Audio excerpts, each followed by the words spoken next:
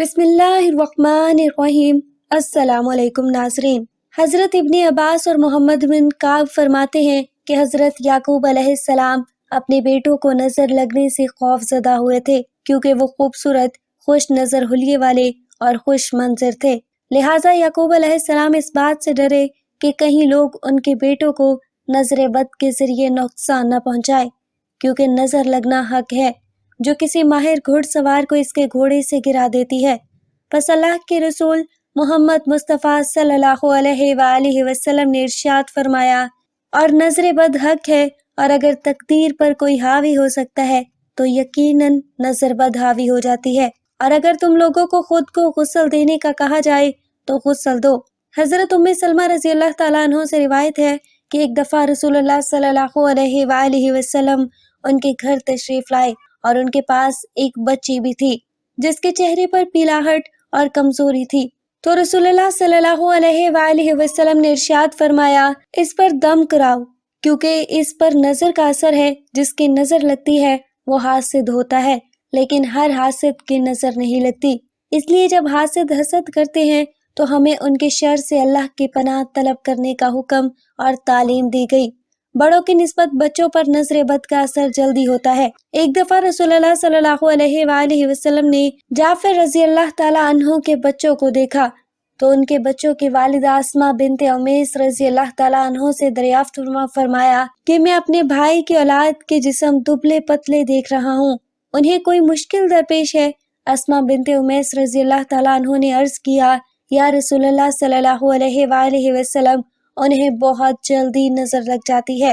تو رسول اللہ صلی اللہ علیہ وآلہ وسلم نے اسماء رضی اللہ تعالیٰ عنہ کی اس بات کی تائید فرماتے ہوئے ارشاد فرمایا، ان پر دم کرو۔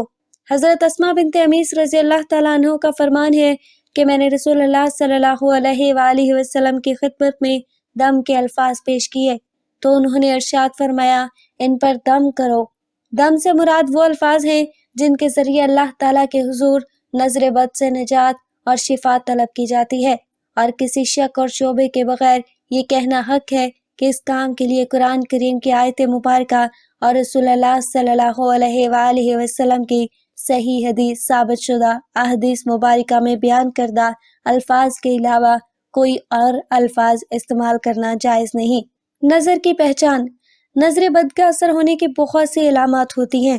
کچھ علامات تو ایسی ہوتی ہیں جن کے ظاہر ہونے کی صورت میں مزید کسی جانچ کی ضرورت نہیں ہوتی، اور کچھ علامات ایسی ہوتی ہیں جن کا سبب کوئی جسمانی یا نفسیاتی بیماری یا غیر یقین نہیں کر لینا چاہیے کہ نظر ہی لگی ہے، یا کوئی جادو یا عصیب وغیرہ کا اثر ہو گیا ہے۔ جب نظر بد، جادو یا عصیب وغیرہ کے اثر انداز ہو چکنے کا یا ایسے کسی امکان کا معلوم کرنا ہو تو اس کا بہترین اور تجربات سے ثابت شدہ طریقہ یہ ہے کہ جس شخص کے بارے میں ایسا کوئی شک ہو، اس شخص پر قرآن کریم کی تلاوت کی جائے۔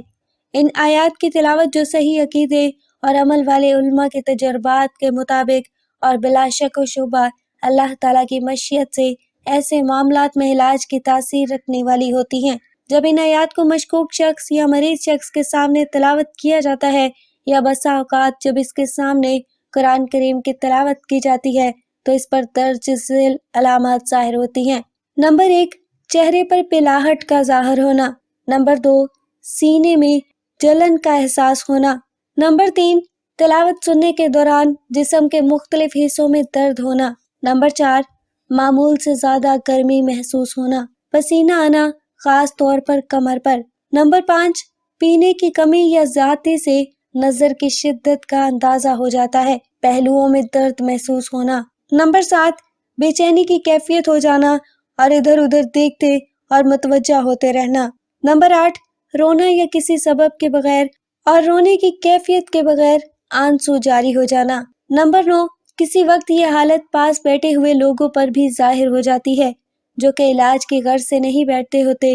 ایسی صورت میں معالج کو ان کی طرف بھی توجہ کرنی پڑتی ہے، لیکن دیکھنے والوں پر عموماً یہ اثر مریض کی حالت دیکھنے یا آیت شریفہ کو سمجھنے کی وجہ سے ظاہر ہوتا ہے۔ اس سے یہ نہیں سمجھ جانا چاہیے کہ وہ لوگ بھی کسی نظر بد کا شکار ہیں۔ نمبر 10، پہلو کو پھڑکنا اور جسم کے مختلف حصوں کا بلا ارادہ خود بخود حرکت کرنا۔ پھڑکنے اور حرکت کی کیفیت رفتار اور انداز سے بھی علاج کرنے والوں کو نظر بد کی قوت کا اندازہ ہو جاتا ہے۔ نمبر 11، دل ڈوبنے کی کیفیت وارد ہونا۔ نمبر 12، پٹھوں کا اکڑنا، کھنچنا اور درد ہونا۔ نمبر 13، نیند، نیم بھی ہوشیار بھی حواسی محسوس ہونا اور کوئی بھی کام کرنے کی قدرت نہ پانا۔ نمبر 14، پہلو میں ٹھنڈک کا احساس ہونا۔ نمبر 15، کسی طبی اور مادی سبب کے بغیر جسم پر نلاہٹ اور سبزی مائل دھبوں کا ظاہر ہونا۔ نظر بد کا علاج نبوی وہ دم جو جبرائیل علیہ السلام نے رسول اللہ صلی اللہ علیہ وآلہ وسلم پر کیا۔ میں اللہ کے نام سے آپ پر دم کرتا ہوں اور اللہ ہی آپ کو شفا دے گا ہر ایک بیماری سے جو آپ میں ہے، اور گروہوں پر، گانٹوں پر جادو اور ٹونے کر پھونکنے والیوں کے شر سے، حسد کرنے والے کے شر سے جب وہ حسد کرتا ہے اسے مریض پر 3 دفعہ پڑھا جائے۔ وہ دم جو رسول اللہ صلی اللہ علیہ وآلہ وسلم مریضوں پر فرمایا کرتے تھے، اے لوگوں کے رب، شفا تیرے ہی ہاتھ میں ہے، بیماری کو دور کرنے والا تیرے سوا اور کوئی بھی نہیں۔